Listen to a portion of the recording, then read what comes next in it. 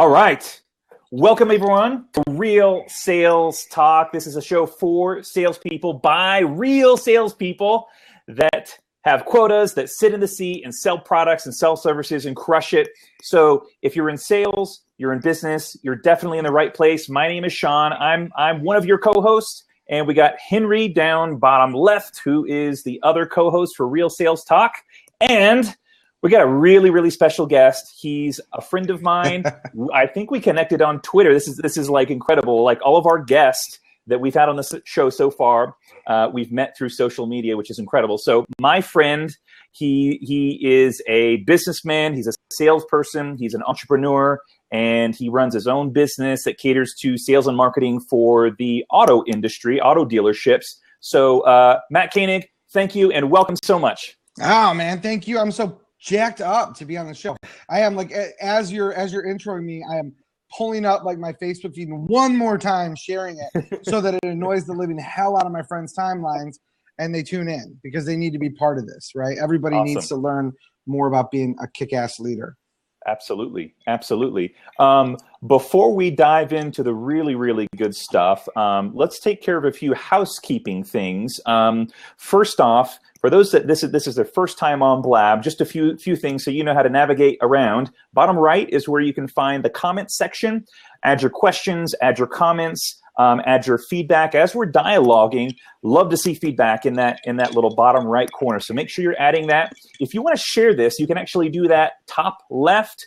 Share it on Facebook, share it on Twitter. The more we talk about this, the more people that jump on and the more dialogue we get and the more we learn from each other. So don't hesitate. Oh, and the last thing in regards to Blab housekeeping is if you want to join by video, there's an extra spot here at any point while we're talking. If you want to add your thoughts, your comments, your questions, and you want to ask us or add your comments, please feel free and do that at any point. It's an open seat. Once we see you calling in, we'll just transition you in, and you can add your comments. Henry, how can people talk about Real Sales Talk if they're doing that on Twitter and on Facebook and on the other social platforms? Yeah, so I was just going to add that. So if you're on Twitter, on Facebook, any of that, just use the hashtag Real Sales Talk. Always like to engage with people there. I'm a huge Twitter user. I'm always diving into the hashtags and stuff like that. So if there's a question you want to ask, if you're listening to this later, ask it there at Talk to Henry J is my name, at Sean M. Mitchell, and Matt, you're Koenig. At Koenig Co, Konigco. There we go. So feel free to reach out to all of us, and we're happy to engage. Awesome. Cool. So, Henry, are we done with giving away books? Have we given all of them away, or do we have one last one to do? I honestly don't have the answer for you on that. So we've given away, 2 or 3 now? I don't remember either. So we'll skip this one. Let's just do, let's be on the safe side, and we'll do another one next time if not. And I'll tell you what, we've got, I've got some autographed copies of Gary Vaynerchuk's Ask Gary V book that have autographed Rockstar Auto Conference stickers in them. So I'll tell you what, when we get done with this, drop me the address, man. I'll throw a couple of them in the mail for you guys, and a couple of them that you can give away compliments of myself and Chris Spear. Sweet. Awesome. Cool. So without further ado, let's get into the show. And I want to start off. So tonight we're talking about leadership. And when I emailed Matt to ask him about what would be good to talk about, he emailed me like 3 or 4 or 5 different catchphrases and topics. And the one that stuck out to me the most is, does your leadership suck? And the reason why is because I think we have all had those moments in our careers where we've had sucky leaders.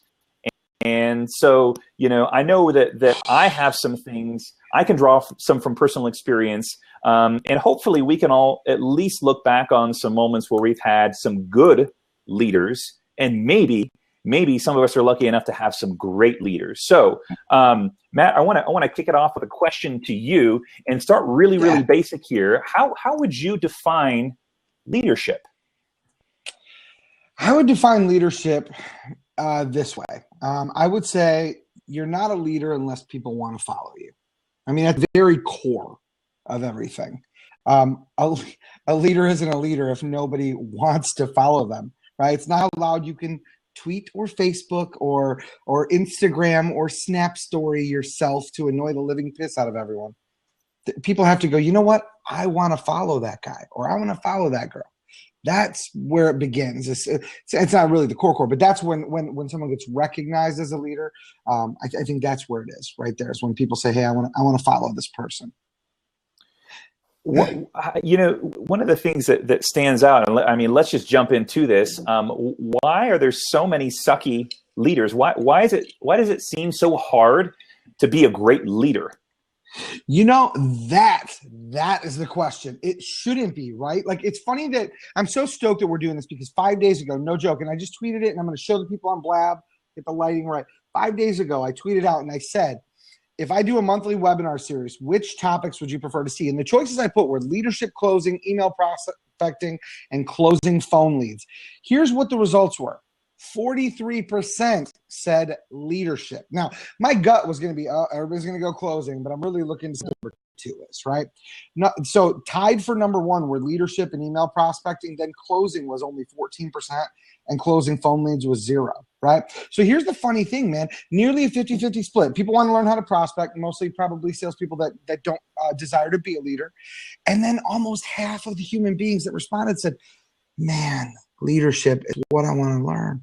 I think the reason that there are so many sucky leaders is because there are so few good ones that are educating those to come, right? We see amazing people like an Elon Musk or a Steve Jobs or a Bill Gates or a Richard Branson. They were amazing. But there's one critical thing that we don't see them doing. And I'm not saying they don't do it behind the scenes, but that the majority of the world doesn't see. We see them as leaders because they're innovators and they're great speakers, but we don't see them grooming the next generation, right? If you want to really go back to where like leadership, and I'm sure it's before, and take this from a historical and not a religious perspective, but Jesus, right? You see the stories of Jesus, and what is he always doing? Teaching someone how to what? How to replicate what he's doing. So all these people are following this cat, and he's teaching everybody else so that they can get people to follow too. That's what it looks like. But nowadays we don't have that. We have people that were, at least in our industry, right, in sales, we have people that they were a good salesperson. So someone's like, you're a good salesperson, let's promote you. Most people go, I don't want to be stuck in the same job forever. And the company doesn't want to lose them. So they're like, well, I know they're a top salesperson, and gosh, I don't want to pay them a higher commission percentage because I'm a tightwad. So let's just promote them in management. Hell, then we can cut their pay and then ruin their morale forever. So way long answer, but I think there are just too few successful leaders that excel in certain areas. They're just not educating the next generation like they should. And sorry to cut in, Sean, because I think it'd be good to almost even take a step back, right? Because I think you have a good bio to kind of talk to why you're a great person to kind of talk to this, right? I mean, you've written, you had a book, I believe it was, about winners and losers. You had this book is for you. This book's for you, stupid. I think, and you have your own company. You've been in sales management and such, right? I mean, I'd love to hear, at least because there's people on here who may have read your LinkedIn and kind of done a little research on you. I'd love to hear. Oh yeah. All right, man. I'll peel that through in a nutshell. And the books that he was referencing, if you go to Amazon, it's MatKoenig. If you go to Amazon, you can look up those books. And they're all short reads. They're meant to be read in about less time than it takes to watch a movie. Because that's how I like to read. Mostly I read an audiobook, so I write like I like to read. So my background comes in like this. I'm an 18-year-old kid with a kid on the way, flat broke, and I get fired from like every manual labor job that I have because I suck.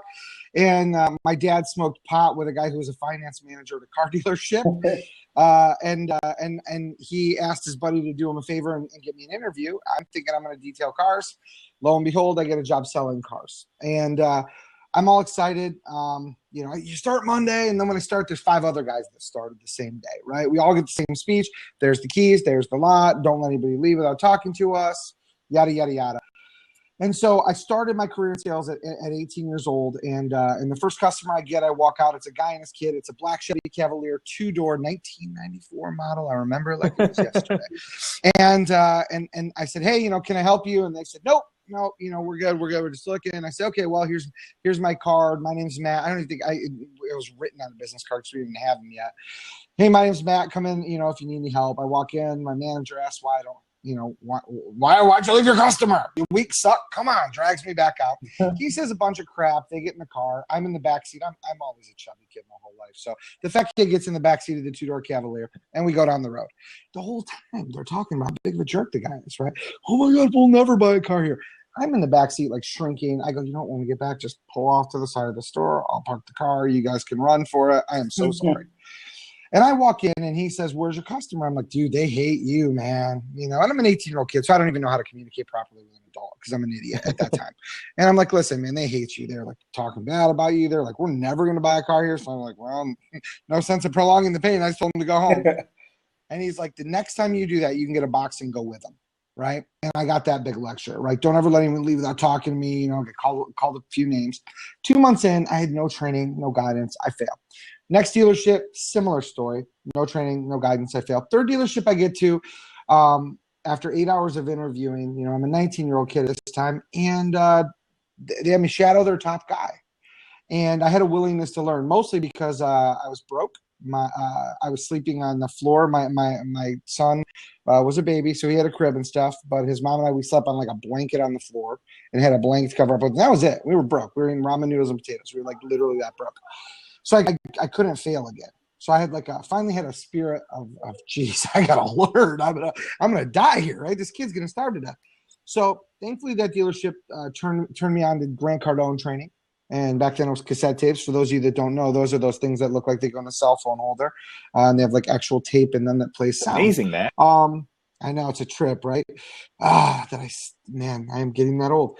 So so I listened to Grant Cardone tapes every day. I mentored with a guy named Chip Iceberg, who used to be a pro golfer and then became a car sales guy. And at the end of the first year, I was salesperson of the year, and it was great. Now, it would be good if the story ended there.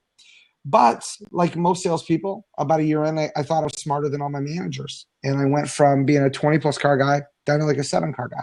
And I sucked. And then I got on the roller coaster. Good month, bad month, good month, bad month.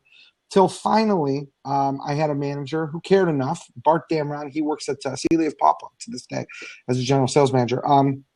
He pulled me aside and said, hey, man, your numbers have been so low. You're sharing an office with your buddy Todd so that we don't have to fire one of you. But here's the deal. One of you is going to be good, and one of you is Todd. And he said, so here's the deal. The only way you're going to keep your job today is this. And he did this at the end of the day. He said, you're going to take your planner. That, for those of you that don't know, those are things we used to write in. He said, you're going to write every half an hour what you did today. Then you're going to bring it to me so I can see that you didn't fudge it. Then I'm going to sign it. You're going to take it home and have your wife sign it and bring it back tomorrow. If you do, you still have a job. If you're not going to, pack your stuff at the end of the night. Well, once I'd been at 3 other stores, it's not a big town, so I didn't really have a choice.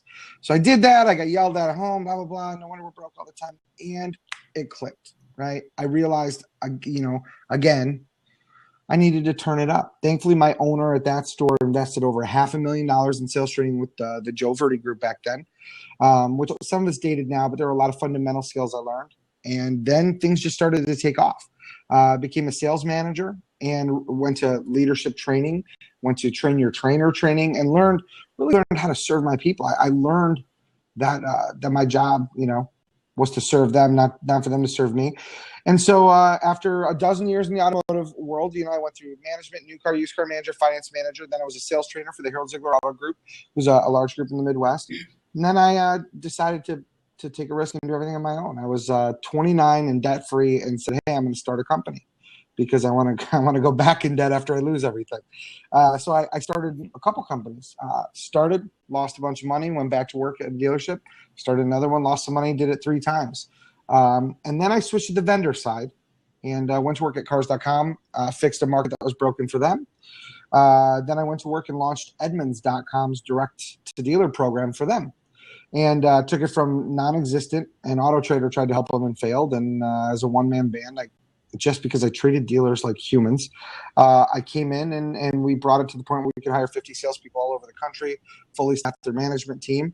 And once we did that, then I just got tired of answering to people whose vision would change once they got money in their pocket. and not knocking Edmunds as a company. They're a great company, but a few people that were in leadership that are no longer there really just had a desire to shift gears once they had the money, and it went from, hey, if we do this and serve our people, they're going to love us, to, hey, now it's all about the revenue. And I'm like, whoa, the revenue's here because of the mindset we had.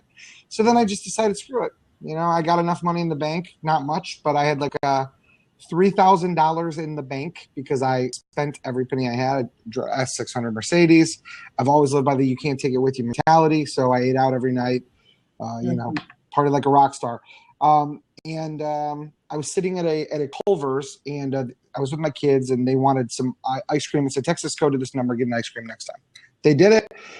The little thing came back, said, show your coupon to get an ice cream. And I said, if I could do that for car dealers, nobody's doing that in the country, and I'll make a ton of money.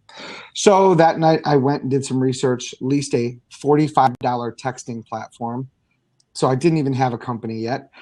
Printed out sell sheets that looked like I did, and created a short code and went out and drove about 180 miles south of my house and knocked on every door on the way back.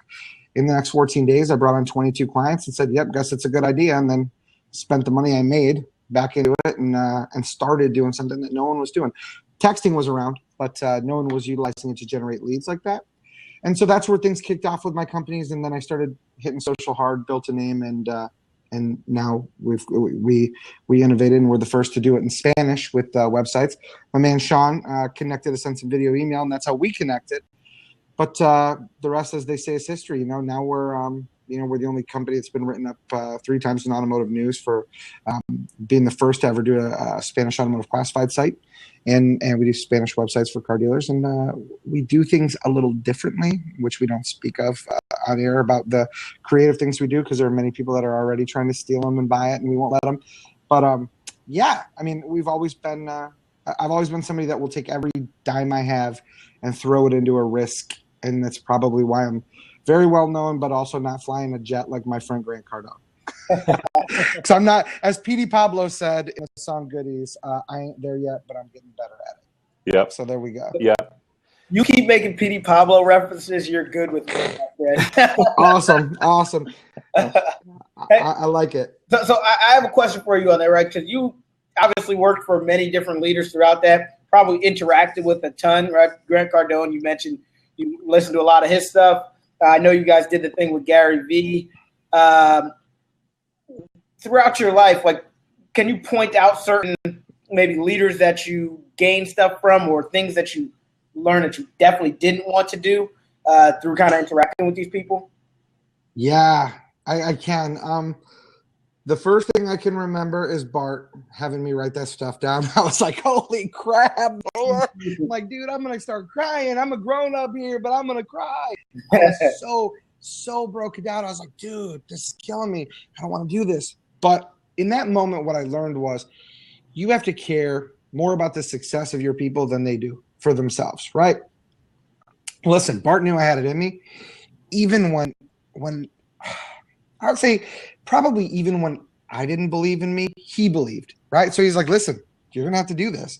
So I grabbed that in that moment. And then that has helped shape me when it comes to having those tough conversations sometimes, with my guys. And it's just like, listen, man, this is one of those times where I'm going to have to care about you more than you do. And I'm going to tell you, you're too good to be doing this. So here's what you're going to do. You always have the right to work somewhere else where they won't care about getting you to the next level. But we care about you, and this is the only way for you to get there. So if you're going to be here, you got to do it.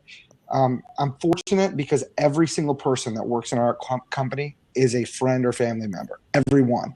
There's nobody that came in that interviewed well and we hired him that we didn't know.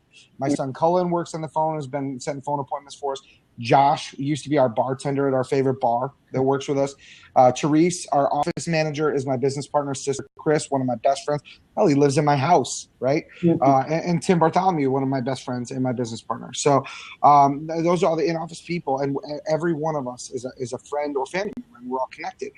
So Bart was a shining moment. The Joe Verdi group, holy cow, man. Tim Kintz, my boy Tim Kintz. I'm still connected to him, and he has a sales training company.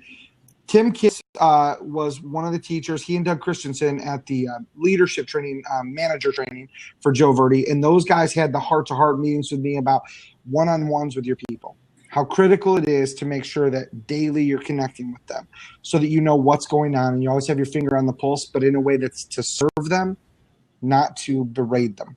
So I learned that from those guys. Grant Cardone, man, I've been listening to him since the 90s, legit. He's always been a mentor. Now I call him a friend. He flew in, yes, kinsgroup.com. Yep.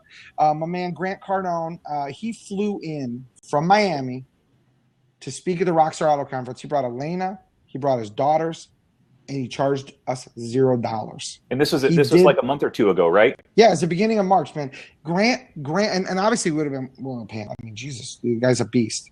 But Grant, out of the love of his heart, did that for the people in the room and the couple thousand people that watched it online. Mm-hmm. That's a leader. I mean, that to me, but that's been a lifetime of that. Grant, what I've learned from Grant so many times over the years is this. That one of the biggest things I learned from him as a leader is it does not matter what other people think about you in the public eye. What matters is your results. Over the last 20 plus years, I can't tell you how many people I've watched MF Grant up and down, right? Before, of course, it was all over social media, and then they'd get caught. And then they get on social media, and then they're kissing his ass, right? Yeah. And it's funny. It's like, people love to hate.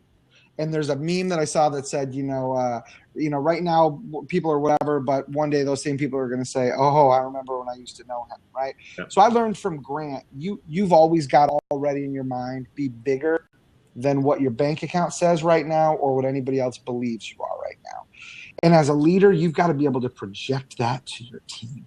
Like, we're a startup factory. That's what I feel like sometimes. We're a startup company factory. We, in the past 4 years, I've started 2 companies from $0, no investors, no loans, like my credit cards, which there were a stack of, but nobody else's decisions, nobody could compromise stuff. And so I feel like we're a startup factory. We're always churning something, but that means we've always got to have people believe in something that doesn't exist yet, from clients to staff.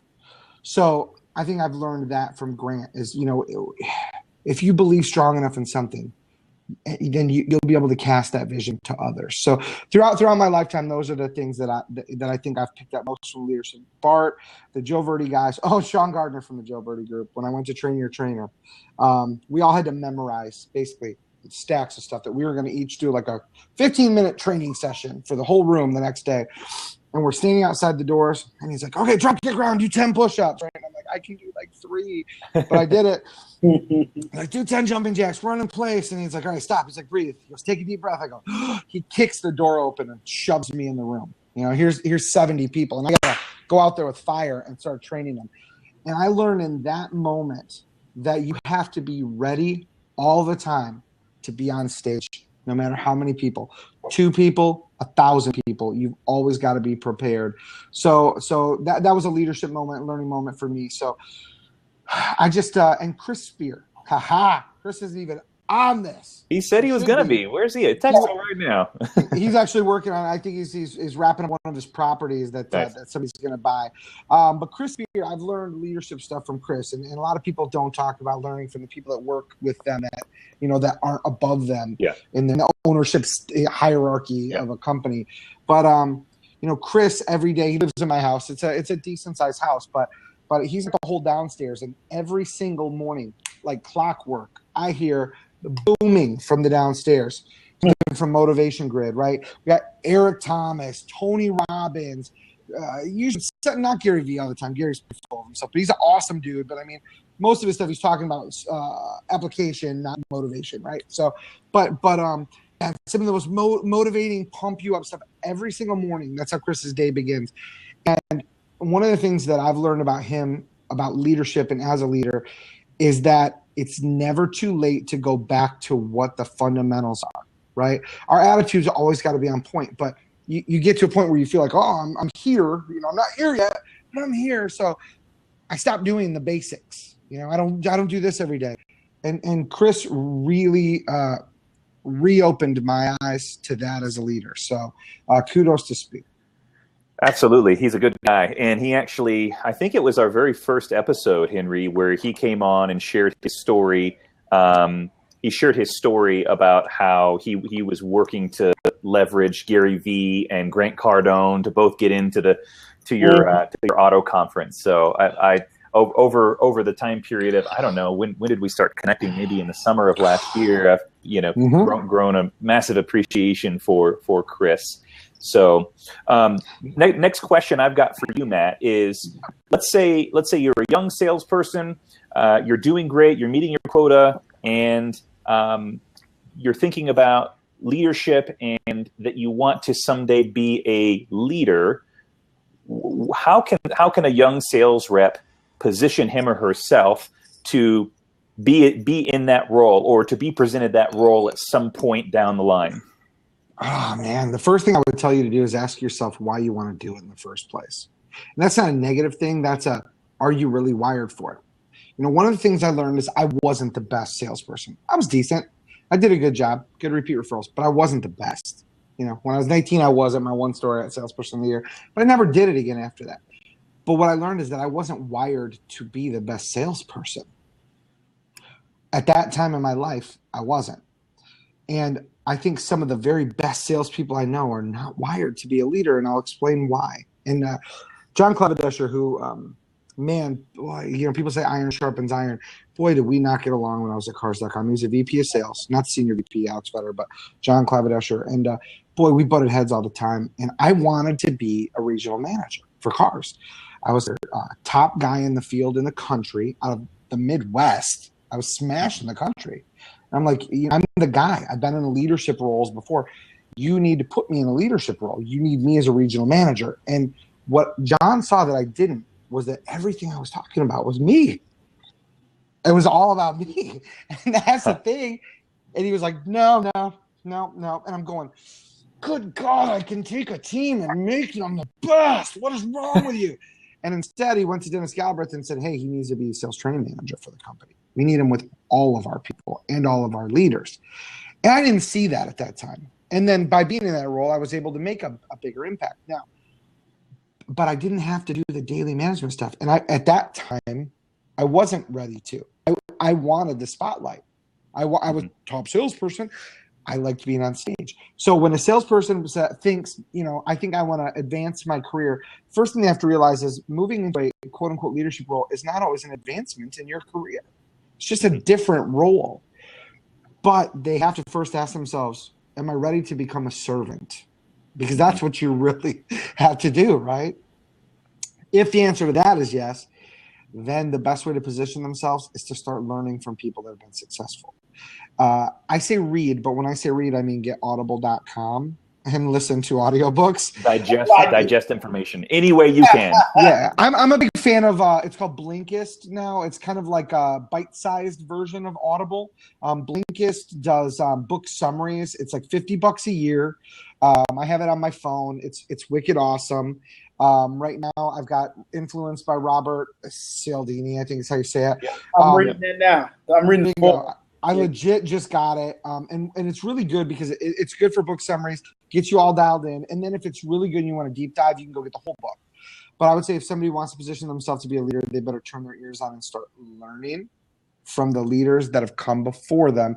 And I would encourage them to start talking to the leaders that they have now and ask them, hey, what do you think makes a good leader? Because they might be set to be a good leader, but not in that organization. If they start asking upper management what makes a good leader, it may not fit the vision that person wants when they become a leader.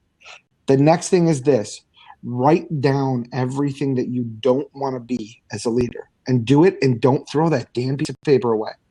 Because 99 out of 100 salespeople that move into a leadership role, when they're a salesperson, well, when I'm a manager, when I'm a leader, I'll never do this.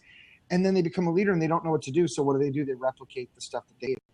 So, write down the stuff that you hate. Write down the stuff that you believe would really help people as a leader, that would have helped you as a salesperson. Start talking to the leadership there to see if it's a fit, and learn. That's what they got to start with. I love the Blinkist thing. I don't think I've heard of that one, so I put that in the chat box there. Thanks for that.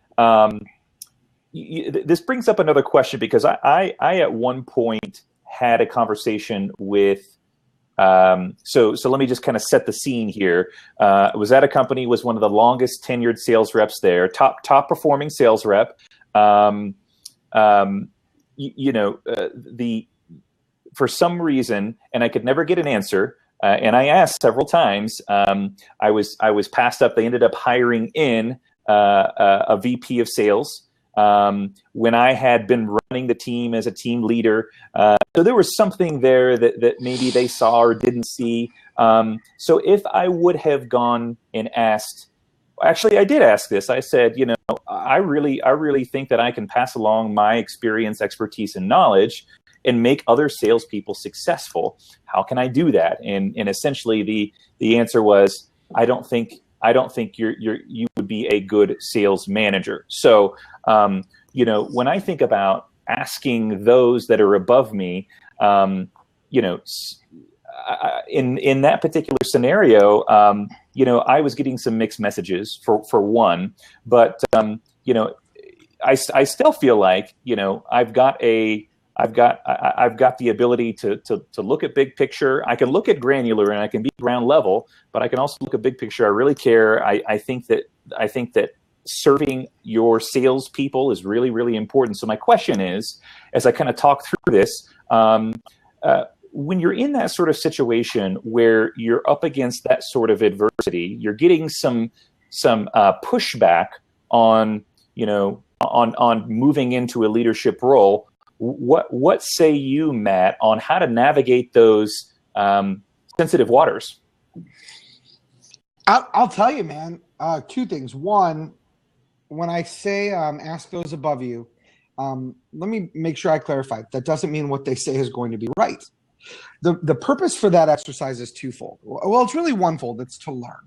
And you're going to learn one of two things. You're going to either learn that they care about you and that they really want to guide and coach you. And sometimes it's to tell you it's not the right time. But if they tell you it's not the right time, they should be able to come with some, if that's what you really want to do, here's how to get there. Or it's to learn if that's not the right place for you. Because sometimes it hurts, man. We're human. God, rejection sucks. I'm a pretty brash dude, but my one feeling that I have left is pretty sensitive. So when I get fired up about stuff, dude, my feelings get hurt. I get teary eyed. It really hurts to feel rejected. And sometimes though, the challenge is we have to realize that person saying you're not right for this role, they don't have the authority to tell us that we're a qualified person. We've already been validated by the fact that we've been created and we're here, right? So the reality is maybe that person just isn't the right person I need to be seeking wisdom from. Mm-hmm. But make sure when we ask a question that we're listening with the intent to understand. Because the challenge is sometimes we write it off as, well, they didn't give me the answer I want, so they're an idiot. Yeah. So I think you make a good point, right? It's not personal necessarily, right? It's not like an attack on you as a character if they don't promote you or give you what you want. It's just you don't fit the mold of what they had envisioned. And even if it is an attack on your character, you got to realize that your character isn't determined by someone else's somebody opinion. else. Okay, fair enough. Yeah. Yeah. So here's how I would respond to that. Or here's what I take away from that. Number one, sometimes people are going to see you as a good fit for different roles. Sometimes they're not, and that's okay. I suppose maybe what I could have looked for in that sort of situation was, even if I wasn't a good fit for a particular role at an organization, I think a good leader would have said, you know what? We don't have a spot right now for you, but what I would love to do is help develop those skills so that if a spot opens up outside of the company and you want to take that, by all means, let's get you ready for that if that's what you want to do. Yeah, and I mean, listen, I'll be the first to tell you, I'm not trying to equip dudes to go leave me. Now, some people say, you should equip people to replace you, and that I firmly believe in. listen, I co-own my company. I'm not trying to equip Chris to hostile takeover me, right? But we are equipping Chris to be a partner in this company. And to not just be our VP of operations, but to have ownership stake in our company. And a lot of companies don't do that. They don't want other owners, but I do, because I know when you own something, you care more about it when it's yours, right? And Tim and I firmly believe that. So in my opinion, I think the better coaching that person could have done, like let's say Henry's, man, I want to be a manager. I'm a top sales dude. I think I got what it takes, bro. Come on. And that's how I talk. So that's just how the shit's how stuff's gonna sound. And I might say to Henry, if I don't feel like he's right for you yet, I might say, dude, I'm not seeing it in you right now, but that doesn't mean I'm right. I'm just saying I don't see it right now. So I would ask him a lot of questions. Why do you want it? If you're in that role, what's going to be different? Like what?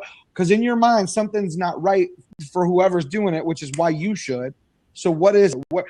All right, I'm a leader in this company, and I'm your leader. So what could I do better? How can I serve you better? Right? I'm going to listen to that feedback, because that feedback is going to help me make a well-informed decision on whether he is someone I should coach.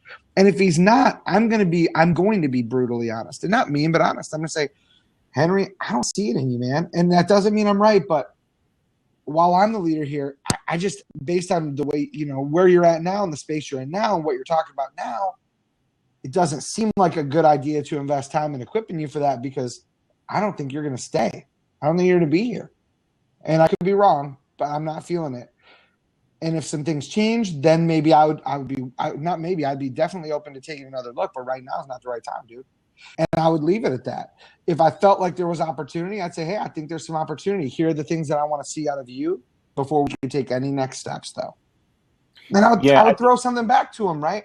And here's the other thing, though. And for those of you that have never tuned into anything with me, this next comment is not G-rated. It's PG-13. Sometimes people are assholes, and we just need to recognize that and go, that guy's an asshole.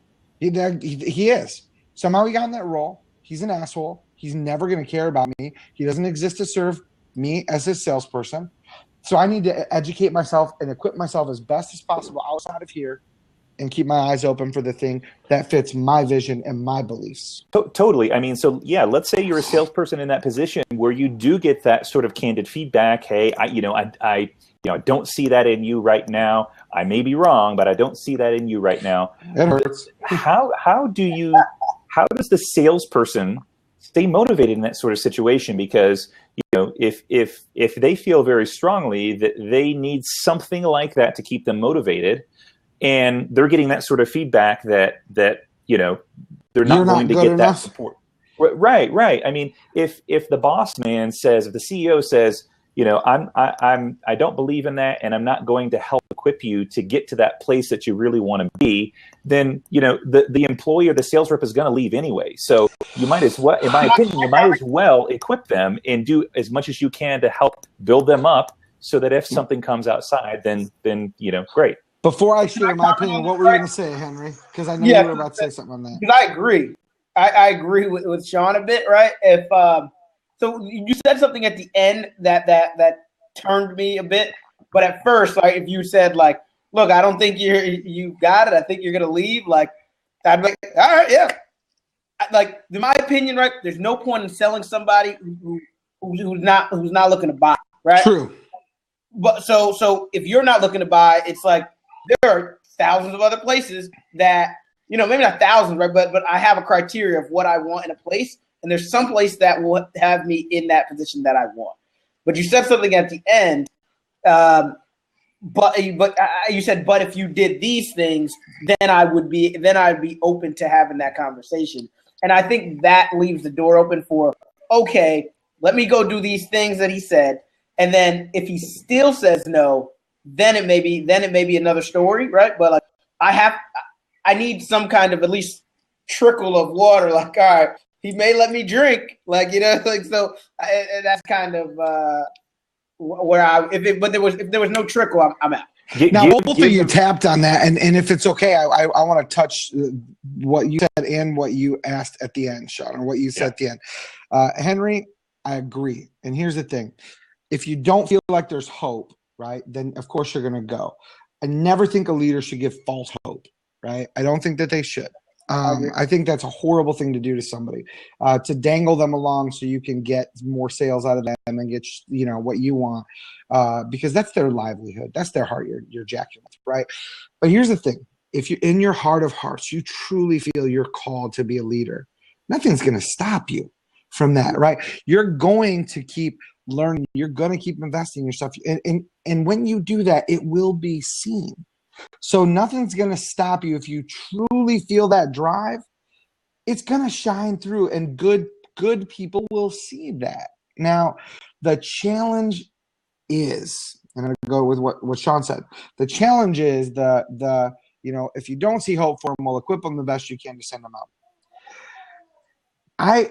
And you said, how do they stay motivated, right? So that's a two-part thing, and I'm gonna start with the how do they stay motivated, and then shift to the other one. I think it is the job of a leader to inspire their people. Listen, we all want self-starters, and all these people, they post on Facebook, I'm grinding it. I'm still grinding it out at 3 a.m. Suck a bag of dicks. No, you're not. Dude, it's because you slept until noon. You're hungover from all the other shit you were doing on the beach with your boys. You spend more time in your hair than I do. You're grinding until 2 a.m. because you don't have a job. The reality is this. Everybody talks about you got to be self-motivated. You got to be but it's not real. It's not real to do that. Even people that say they're self-motivated are not. When they turn on E.T., Eric Thomas, right? When they fire up some Tony Robbins, they're not self-motivating. They're going to the well for a drink, right? Like when they listen to Zig Ziglar. So the thing is, as a leader, it's our job to help them find that, right? We've got to seek out ways to motivate our people, to help them get that motivation that they need. And as leaders, unfortunately, we don't always have another person that's going to do it for us. So we have to go to the well via the stuff we put in place, right? So when that salesperson gets told not now, they're naturally going to feel hurt. And it's going to feel like we're saying you're not good enough, but that's not what we're saying. So we have to be very careful. I'll share a living example of how I botched that. But that being said, if we do not see that shining hope in them to be a leader, we think you are the best salesperson ever, Sean Mitchell. And I'm not going to lie to you and say you're going to be a manager at my company just so I can milk sales out of you. But I want to work with you to be able to make even more money and maybe cut back the amount of time it takes to do it so you can live a better quality of life. Or maybe work you into a role of working with some of the other salespeople and getting a piece off of the deals that you help them bring in. Maybe, a co-sales closer, something like that. But if I don't see you as a leader, I'm just going to honestly tell you that. And I'm going to say, listen, I'm not going to fire you because you want to be a leader. Look, if you want to look for a leadership gig somewhere else, you have a position here as long as you keep performing. The moment I see your stuff drop in the toilet because you're job hunting, you're gone. I'm going to let you go because I respect you enough not to bullshit you. But if you want to look for another gig, I'm okay with it because I don't want to hamper what you desire.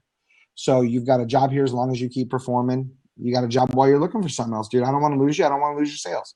But please make sure you keep that positive attitude and don't tell customers, hey, these guys aren't giving me the job I want, so I'm leaving.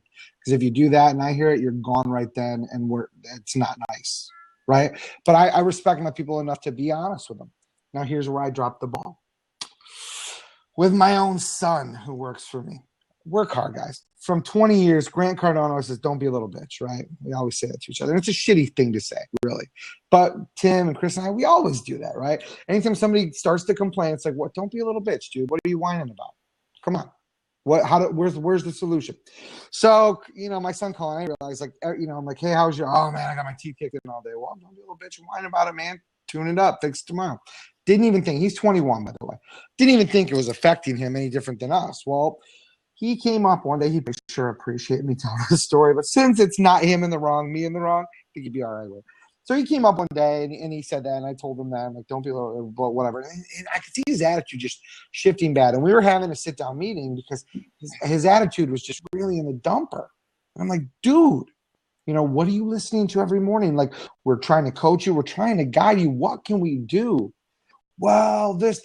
And it's like, your appointment numbers are down. The number of calls he was making was down. I'm like, dude, we need 150 calls a day.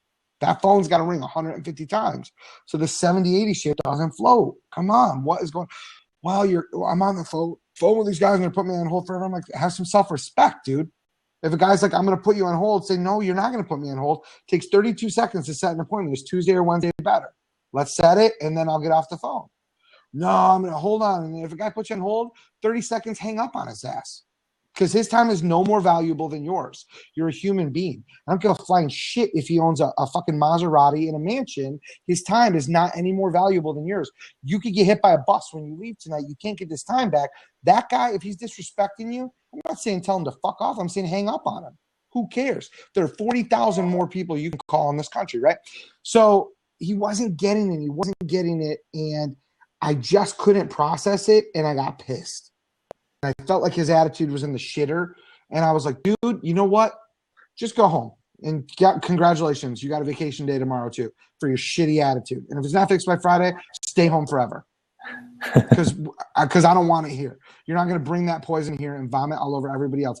Everyone's looking for a solution. You're looking for a reason to win. And I don't give a shit about you winning. I give a shit about you succeeding. So get the fuck out of here. Go. Right? That's a great talk for a father to have their son. Yeah. Think CEO to employee. It's a shitty talk still. It was a horrible, epic fail on my part. So afterwards, I said to Chris, well, dude, what can I have done to handle that better? I'm like, good God. It's like, oh. He's like, well, A, you're a father and son. So it's very hard to separate it out, right? So you start doing this. And the solution was, A, we're texting after work, and I talked to him, and then he told me, he said, he's like, for the last 3 weeks, you ask how it's going. Every time I tell you something that's not good, you tell me not to be a little bitch. And I'm like, yeah. He's like, well, that's really shitty for my self-esteem.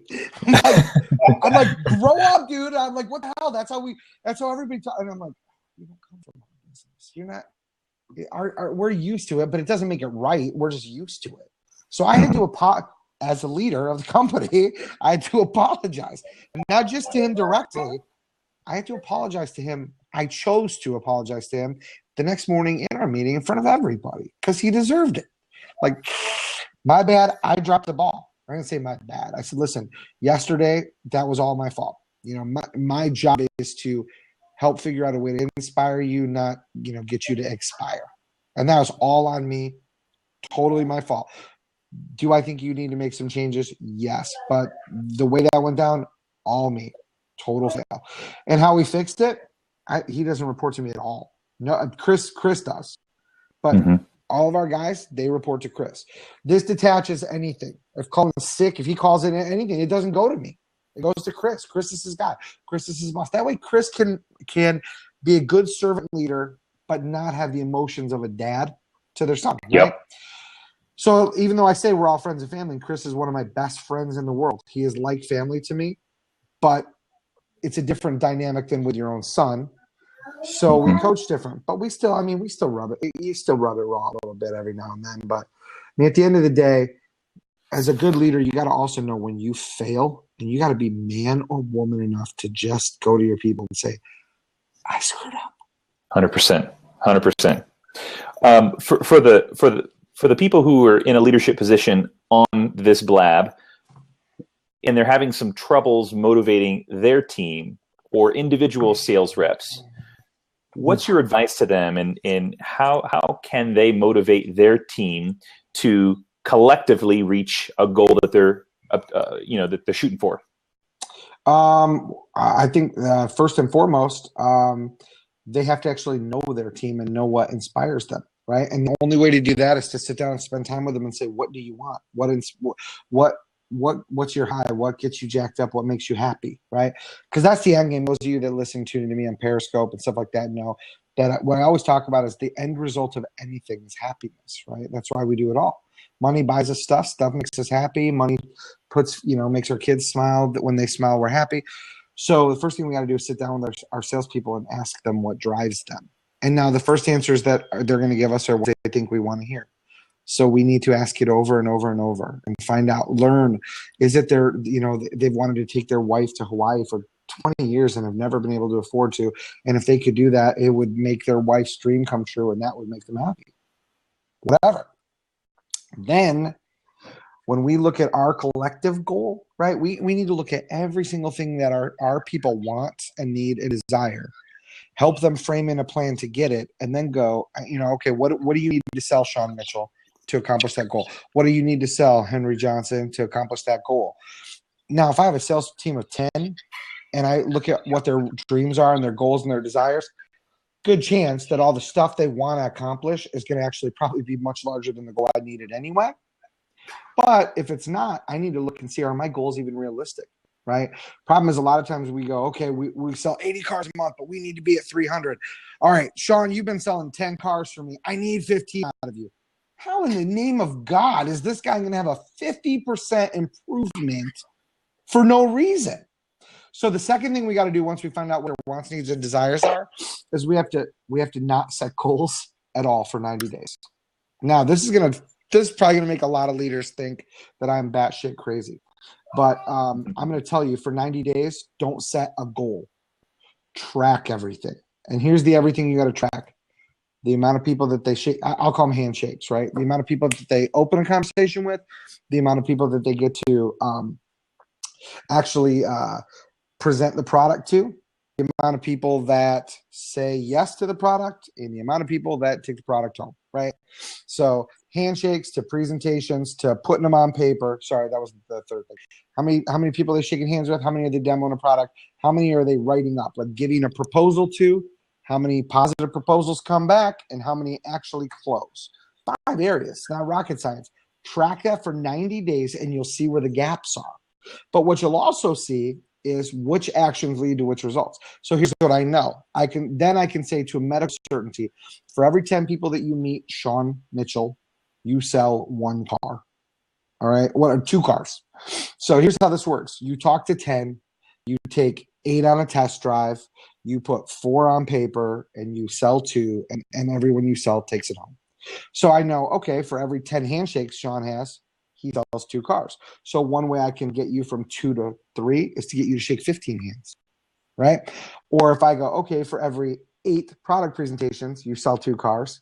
If I want to get you to 4 cars sold, I just got to figure out a way to get you to do 16 demonstrations, right? You see where I'm going with this. So in order to achieve our goals, what we really have to do is we have to know the math in the first place. If we haven't tracked, there is no logical way that we can even frame those goals in. So first, get to know your people, know what their wants, needs, and desires are, because that's what you're going to have to coach to, because that's what's going to motivate them, not your goals. They don't give a shit about your goals as a leader. They care about themselves and their own happiness. That, though, if you help them achieve that, you will hit your goals. But you can't do it if you don't do the math. So do the math. That's the thing you got to do afterwards. That was awesome. Thanks. That's cool. Let's give anyone who's on the line an opportunity to come and join the open seat if you want to. And while they're doing that, Matt, what resources can someone use to help develop their leadership skills? Do you have any recommendations as far as people, books, audio clips, anything like that? Oh yeah, I'm a fan of Simon Sinek. I like him, and I would say read anything by him, and it will equip you to be a better leader. But here's the other thing I would say, resource-wise. If you want to become a leader, the first thing that I want you to do is, or first thing I would encourage you to do is work on your attitude and spend the next week doing nothing but saying positive, encouraging things to the people around you. See if you can hack it. See if you can hack a week of it not being all about you. As far as resources for being a leader, listen to Tony Robbins, read about other leaders' stories, because a lot of times we think when we go in a leadership role, it's the pinnacle of finally I've made it, and then when we hit the struggles, we're like, wait a minute, I thought this is where I go once I've made it. So read about Richard Branson, read about Steve Jobs, read about Bill Gates, so that you can see that the best leaders also failed a lot, because that's what you need to do. And listen to a heck of a lot of motivational stuff. Book from Simon Sinek that I would recommend first and foremost is Start With Why. I think everything should start with that question. Okay, so Start With Why. Amazing book. What you can watch his TED Talk too. But if you want a good leadership resource, read that book. Start with why, because that will help you start looking at all the questions you should be asking. Love that. That's great. I've heard of this book, but I haven't read it. So, it's great. The audio book is great as well, of course. Is it? Does he actually read the book, or is it someone reading for him? It's someone reading for him, I believe, on Audible. And Simon Sinek also did Leaders Eat Last. And here's the thing, religious or not, here's what I'm going to tell you, I think is the best leadership resource in the universe. And obviously by my language, you can tell I'm not very churchy, but I do love, I love Jesus. I really do. I mean, a firm believer that, there's a God, and, it says we're created in the image of him. So anytime people think they're weak and all this other crap, I'm like, well, if all that stuff's true, you're created in the image of the creator of the universe. So that's pretty badass. But here's what I'll tell you, whether you believe that it's a fictional or non-fictional story, if you read the New Testament of the Bible, that is the best leadership example you will ever see in the world. Jesus was a good one. Dude was a rock star, right? I mean, how do you walk around coming from a town that's nowhere, right, and get a bazillion people to follow you? And the best thing in there, because I talked about the Rockstar Auto Conference, so if you don't mind, there's just three things that I think every leader's got to do, and every good one has exampled these three. Every big leader, from Jesus to Gandhi to Martin Luther King Jr.